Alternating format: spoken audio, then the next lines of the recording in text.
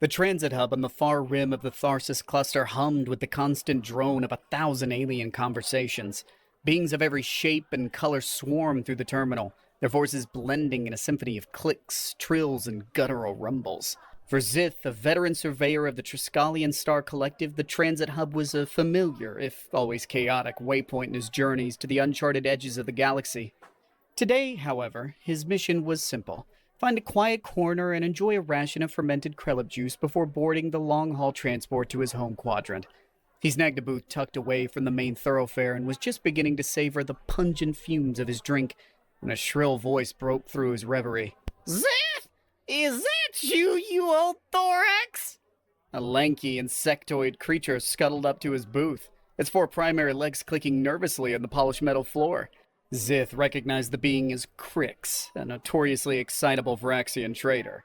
Quirks, he rumbled, giving a slight nod of acknowledgement. It has been some cycles. Indeed it has! Oh, now tell me, the Varaxian lowered its thorax, its multiple eyes glittering in anticipation. Have you heard the rumors? About Earth?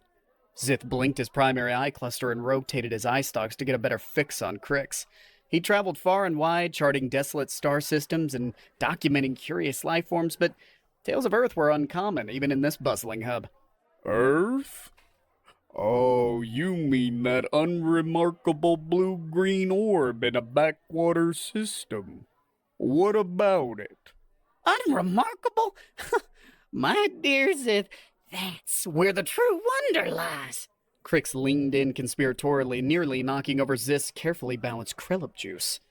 The inhabitants, they call themselves humans, are the craziest lot in the known galaxy. Or the bravest, depending on how you look at it. The Triskelion was intrigued. Humans were bipedal mammals, that much he knew from old star charts. Primitive, fairly unremarkable. So what could be so captivating about them? Go on, he said, a hint of curiosity in his rumbling voice. Quirks' eyes practically glowed as it perched on the edge of the booth. Well, it chirped. Where do I even begin? They hurl themselves at a perfectly good spacecraft to fall back toward their planet intentionally, and sometimes with only flimsy fabric to slow their descent. Can you imagine? Zith processed this information. That did seem unwise. Oh, perhaps a malfunction in their navigation systems, he suggested. Quirks waved its upper limbs dismissively. Apparently, it's called skydiving, and they do it for recreation, and that's just the start. They climb impossibly tall mountains of frozen water, swim across vast stretches of open ocean, even stand in the path of raging plasma storms, all for the sheer thrill of it. The Triskelion was, frankly, a bit perplexed. This went far beyond inefficient resource procurement or standard territorial disputes. It sounded downright self-destructive. What possible survival advantage could there be in such behavior? He wondered aloud. That's the great debate, Quirks exclaimed. Are they incredibly brave, pushing the boundaries of existence as all truly sentient beings should? Or have they simply lost their collective minds? Imagine the scientific advancements they might have made if they didn't devote so much energy to nearly killing themselves. The conversation lingered in Zith's mind long after Quirks scurried off to spread its curious tales throughout the transit hub. Humans. An enigma, a contradiction wrapped in a fleshy bipedal form. The more he considered their rumored antics, the more his surveyor's mind itched with both skepticism and undeniable fascination. Well, now that doesn't sound so bad. A deep voice rumbled from the booth across the aisle, startling Zith. A bulky reptilian being, a Gorath if Zith recalled correctly, raised a mug filled with a foamy, noxious-looking liquid in a gesture of camaraderie. A bit of risk adds spice to life, don't you think? The Triskelion was a solitary creature by nature, but something about the story had piqued a sense of fellowship in him. He gestured towards the empty seat opposite him. Oh, perhaps you'd care to join me, friend Gorath. I confess this tales of Earth have captured my curiosity. The Gorath settled its considerable bulk into the seat and took a hearty gulp of its beverage. The name's Track, and curiosity is a healthy trait for any explorer worth their scales, it said, wiping a bit of foam from its wide snout. I've had my own brushes with these humans a time or two. Big ones, most of them. Loud, too. Their construction crews were clearing space for a new trade route out in the Elara sector, tearing through an asteroid field like it was butter. Stubborn as mules, those humans. They didn't like being diverted one bit. Zith tilted his eye stalks. Oh, well, that sounds more like aggression than calculated risk. Calculated? Track snorted. Not from what I saw. Half the time they were blasting rocks with one hand and fixing their leaky equipment with the other. Frankly, it's a miracle they haven't blown themselves into stardust yet. But damned if they didn't clear that route in record time. Zith absorbed this new perspective. The humans seemed less like a cohesive species and more like a whirlwind of contradictions. On the one hand, their methods seemed recklessly haphazard, but this same audacity apparently yielded results. Perhaps, he mused, tracing a pattern in the condensation on his Krelip container. Their success lies in not careful planning, but rather in adaptability in the face of unexpected problems. Track let out a rumbling chuckle that shook the table. Adaptability. More like stubborn refusal to admit failure. But you might have a point, Triskelion. You might have a point. He paused, thoughtfully swirling the last of his drink. Come to think of it, I saw one of those humans do something truly peculiar. Oh? Zith leaned forward. Do tell. Well, there was this malfunction with one of the plasma drills. A nasty feedback loop threatening to fry the whole operation. Everyone else had cleared out, but this one human, skinny fellow, not much to him. He crawls right into the heart of the machine, wires sparking all around him, and starts fiddling about. I tell you, I was about to start engraving his memorial plaque right then and there. The Triskelion was fully engrossed by now. And what happened? Damned if he didn't fix the thing. Trax smacked his claw hand down on the table, making the silverware jump. Right under our noses with sweat pouring off of him and his hands shaking so fierce I thought he'd rattle apart. Machine purred like a kitten once he was done, I tell you.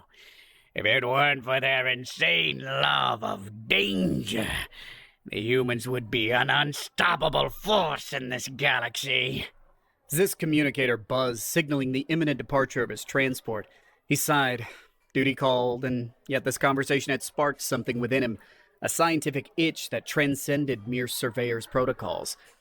Oh, it seems my transport is departing, he told Track regretfully. But this has been enlightening. The Gorath nodded understandingly. Go chart your stars, Triskelion. But don't forget about that crazy little planet they call Earth. There's more to be discovered there than meets the eye. Zith had always been a creature of logic, a surveyor driven by data and empirical observations. But stories, it seemed, could paint a richer image of reality than any star chart could. Perhaps instead of merely recording planetary data for the Triskelion archives, he could become a chronicler of the inexplicable. The idea was intoxicating. He found himself while on the long-haul transport to his home quadrant absent-mindedly drafting a project proposal. It outlined something far more ambitious than his usual work, an ethnographic research mission focused on observing and documenting the curious species called humans. The proposal bordered on the outlandish. There had never been a Triskelion expedition motivated solely by the desire to unravel the mysteries of a seemingly chaotic species. He added another section to the proposal, a request for a multi-species research team. If he was going to understand humans, he would need collaborators from diverse backgrounds with different observational methods. A bold plan, and surely one that would be met with skepticism by the Star Collective's governing council. But there, nestled within Zith's carefully calculated words, was a newfound sense of daring. Something he never thought he would derive from the tales of those curious, reckless beings from a little blue-green world called Earth. Zith's proposal raised a few spiky eyebrows and prompted more than one concerned hiss from the Triskelion Governing Council. But after a careful review and a bit of judicious lobbying, the Star Collective grudgingly granted him a small research vessel and clearance codes for a 2-cycle expedition. He was even permitted to recruit his team as outlined. The selection process was fascinating, revealing more about various species' perceptions of humans than any official report ever could. The Varaxian contingent, ever obsessed with commerce, argued that understanding human motivations was crucial for maximizing trade profits. A delegation of notoriously cautious herbivores from the planet of Solara 5 saw the mission as a way to study reckless behavior, hoping to develop countermeasures to prevent any human-like tendencies from emerging in their own society. However, it was a lone scientist from the reclusive aquatic world of Thalassa who truly resonated with Zith's vision. Dr. Sill, a bioanthropologist specializing in complex behavioral patterns, spoke not of trade treaties or preventative measures, but of a fundamental curiosity about the nature of sentience itself. The humans, She chirped through her translation module, her voice a series of gentle clicks and whistles, may represent a unique form of adaptive intelligence. Their actions seem contradictory to our survival instincts, and yet they thrive. This suggests an evolutionary path we don't fully grasp, a potential that exists within the blueprint of intelligent life. The Triskelion was struck by her words. It was more than mere scientific curiosity, it was a desire to expand the very definition of what it meant to be a sentient being. Together they assembled a small but diverse team that left the safe confines of the Tharsis cluster and set a course for the near-remote star system designated as Sol. The research vessel, christened the Intrepid, was tiny compared to the vast Triskelion survey ships, but surprisingly comfortable. The crew was a mixture of buzzing Varaxian engineers, meticulous Solari biochemists, Dr. Still with her specialized aquatic life support system, and the ever-stoic Gorath Track as their pilot quickly settled into a routine as they crossed the interstellar expanse. Zith, perched in his observation pod, found himself both energized and apprehensive as the blue-green sphere of Earth grew larger in their view screen. He pored over every scrap of remotely reliable information on humans, their biology, their primitive communication networks, the recorded history that seemed to be one long, continuous reel of war, invention, and baffling artistic expression. Yet he felt woefully unprepared for the reality that was to come. Don't worry, Triskelion, Track boomed, his wide grin revealing rows of very sharp teeth. If those crazy humans can't get used to their own existence, I'm sure you'll manage just fine. Upon establishing a stable orbit, they were immediately overwhelmed by the sheer amount of activity buzzing around the planet. Human communication systems were a chaotic orchestra of electromagnetic chatter, ranging from crude entertainment broadcasts and archaic distress signals to encrypted transmissions that defied the most sophisticated Varaxian decoding attempts. Where do we even begin? Zith asked, feeling a strange mix of excitement and apprehension. Dr. Sill, her tank softly illuminated by bioluminescence, trilled an inquisitive sound. Perhaps we shouldn't overthink this. Let them reveal themselves to us. They spent their first few days simply observing, identifying patterns in human movement, clusters of activity, and the strange patchwork of energy grids that crisscrossed the planet's continents. However, passive observation quickly became frustrating. Humans appeared to be frustratingly unpredictable, their behavior erratic and seemingly devoid of any overarching logic. One moment they're clustered together in massive urban structures, a Salari researcher lamented, tracing the pulsating veins of light on her datapad. and the next they scatter in tiny individual vessels with no discernible pattern. It's infuriating. A Varaxian snapped, its antennae twitching in agitation. Their communication signals are equally nonsensical. One channel is full of mindless, sentimental drivel, and the next it's flooded with offers to buy obsolete ship parts. Are they species of traders or emotional poets? The breakthrough, when it came, was almost laughably mundane. One of the Varaxian engineers, in a fit of frustration with the ship's malfunctioning food replicator, had started broadcasting a repair request on an open human frequency. The goal was simple: to see if some resourceful human technician with the right spare parts might be listening. The responses they received were not what they expected. Instead of technical schematics, the channel exploded with a cacophony of voices. Some were curious, bombarding them with questions about their ship, their species, their intention. Others were less friendly, warning them off in colorful, decidedly non-diplomatic language. A surprising number of respondents offered helpful repair tips that ranged from nonsensical to actively dangerous. And still others, well, they seemed mostly interested in bartering for odd items like used Triskelion exoskeleton plates or a slightly damp Silari translation dictionary. It was, without a doubt, pure chaos, and utterly fascinating. They're communal, highly social. Dr. Sill's chirps through the translation module were laced with excitement. And their responses are incredibly varied. This suggests a complex social hierarchy, perhaps even diverse subspecies. The Triskelion was struck by her deduction. Diverse subspecies within a single sentient species. Oh, that's quite rare, he mused, the chaos of the open channel providing a startling revelation. It wasn't the grand actions of the humans that offered the most insight into their culture. It was the mundane, the everyday communications that painted a vivid picture of their contradictions, passions, and utterly perplexing priorities. With renewed enthusiasm, the team dedicated themselves to monitoring various human communication channels. They eavesdropped on arguments about sports teams whose rules defied any comprehensible logic, late-night philosophical debates that spiraled into absurdity, and distressingly passionate discussions about something called pineapple on pizza.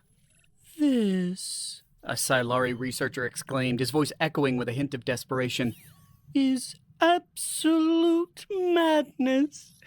Their social discourse lacks any semblance of structured scientific debate. It's as if they revel in circular arguments and intentionally inflammatory statements. Inflammatory? Oh, you haven't seen anything yet.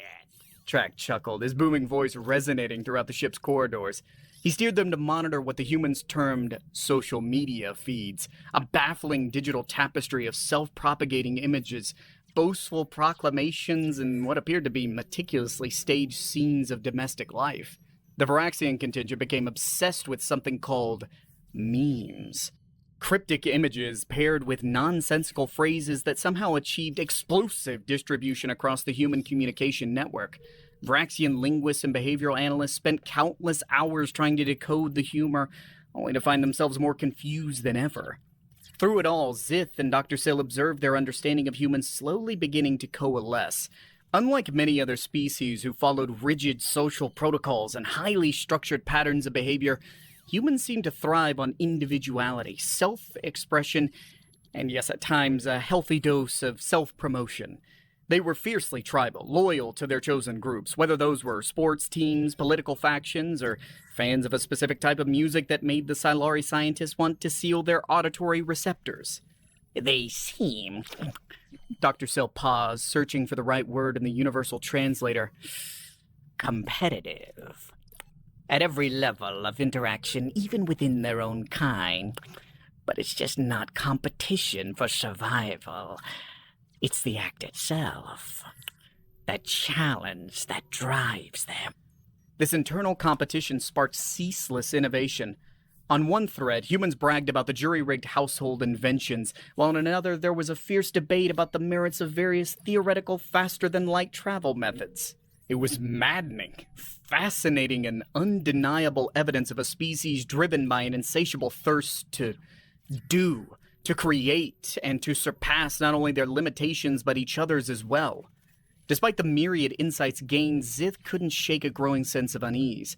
The focus on the mundane, the seemingly random outbursts of creativity amidst the vast tapestry of human life, well, it was starting to feel insufficient. Where were the grand narratives, the overarching principles that guided this baffling species?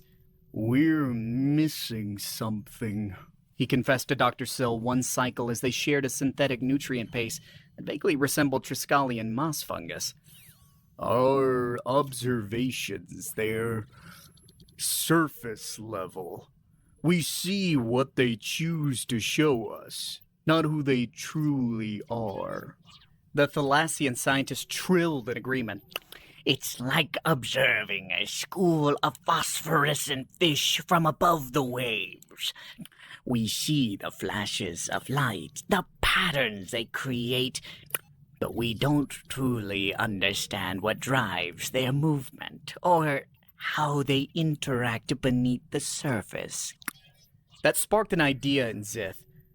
Dr. Sill, your people are uniquely equipped to survive directly on Earth's surface, correct? Realization dawned in her multifaceted eyes.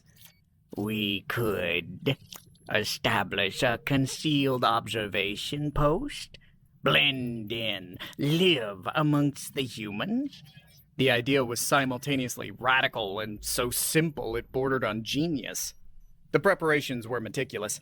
Dr. Sill would need a specialized environmental suit, allowing her to move among the humans while subtly monitoring their biochemical data. The Varaxian tinkered away, providing her a suit with real-time translation capabilities and a communication uplink disguised as a common human object. They finally settled on an absurdly bright piece of wristwear. Choosing the location proved tricky. They wanted proximity to a dense human population, but not so central that their observations would be skewed by the atypical behavior found in major hubs. After days of deliberation, aided by crudely translated local entertainment broadcasts, they settled on a mid-sized coastal town that seemed both vibrant and unremarkable, the perfect place to observe human behavior in its most natural state. The transition from the sterile environment of the Intrepid to the bustling human town was jarring for Dr. Sill. The air thrummed with noise, a chaotic mix of mechanical hums, shouted conversations, and primitive rhythmic music blasting from within crude wheeled vehicles. Humans practically swarmed over every available surface, their movements unpredictable and their density baffling to a species accustomed to carefully controlled population centers. And the smells. The Thalassian olfactory receptors were assaulted by a bewildering mix of pungent foods, synthetic perfumes, and the tang of the vast saltwater body humans called an ocean. Yet there was a vibrancy to all of it that was strangely alluring. As Dr. Sill moved through the crowds concealed within her environmental suit, she felt something akin to the thrill of exploring a newly discovered ocean floor. Her suit meticulously relayed data back to the ship, heart rates, hormone levels, the minute changes in facial expressions that seemed to betray complex emotional states. Initially, the results were more confusing than clarifying. Humans in close proximity triggered a cascade of contradictory physiological responses. Elevated heart rates and stress hormones suggesting fear or aggression, coupled with chemical markers indicating pleasure and even euphoria. She witnessed random acts of kindness seemingly offered without expectation of reward, followed by intense bursts of anger triggered by the most trivial of events. They are both cooperative and antagonistic, often within moments of each other. She reported back to the Intrepid, her chirps laced with both amazement and exasperation. It's utterly confounding. Their emotional spectrum is vast and seemingly unpredictable. Zith, observing the data stream and listening to her reports, began focusing on patterns rather than individual behaviors. It was within those patterns that a strange sense of order began to emerge. Humans, it seemed, thrived within structures based on mutual reliance. Their families, their communities, all functioned with an intricate and, at times, baffling network of social give and take. Humans would fiercely defend members of their in-group, even at a great personal cost, only to turn around and viciously compete against a designated out-group over something as trivial as which sports team threw a ball more effectively. One day, an incident threw both Dr. Sill's observations and the carefully calibrated emotional scales of the small town into turmoil. A fire broke out in an old, densely occupied dwelling. To the astonishment of both Dr. Sill and the team on the Intrepid, humans she had simply observed going about their daily routines suddenly rushed into the burning building with reckless abandon. They passed terrified children out of smoke-filled windows, formed makeshift chains to carry out the unconscious, and some even disappeared into the flames only to reemerge later coughing and soot-streaked with limp bodies in their arms. By all metrics of self-preservation, it was illogical, insane even, yet it continued until the last possible victim was retrieved. The aftermath was a bizarre mix of grim relief and celebration. Those who had risked their lives were hoisted onto the shoulders of the crowd and cheered, while medics, another baffling human specialization, worked tirelessly to revive those overcome by smoke. The fire had caused terrible damage, but remarkably, there was not a single fatality. Dr. Sill, her biomonitor alight with readings reflecting a complex mix of shock, awe, and a strange prickly sensation that she couldn't quite define, relayed the entire event to the Intrepid. They are capable of extraordinary self-sacrifice, She reported, her chirps filled with a new note of wonder. for their families, their communities, even complete strangers. But this same species argues incessantly over which flavor of frozen confection is superior. Zith processed this. Humans seemed both selfish and selfless, driven and utterly apathetic, ruthlessly logical and stubbornly emotional. Yet it was becoming clear that these weren't simple contradictions, but rather the facets of a far more complex spectrum of behavior the most sentient species exhibited. Was this the key, then? The pattern he'd been struggling to discern? Did human potential lie not in one defining trait, but rather in their extraordinary ability to embody the entire spectrum between extremes? To act with both brilliant cunning and foolish compassion? Perhaps that was the true nature of their bravery. Not the absence of fear, but the willingness to act despite it, in service of something they valued more than their own individual survival. The Intrepid's 2-cycle mission stretched into 3, and then 4.